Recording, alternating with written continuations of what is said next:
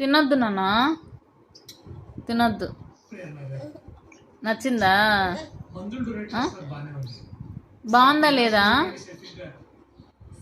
బాగుందా లేదా? బాగుందా? కొంచెం బాగుందా? ఎక్కువ బాగాలేదా? కొంచెమే బాగుందా? నచ్చిందా? ఏనన్నా ఎవరు ఇచ్చింది అది? తాతయ్య, అమ్మమ్మ? చెప్పు, ఎవరిచ్చారు? ఏచీ యాకీ.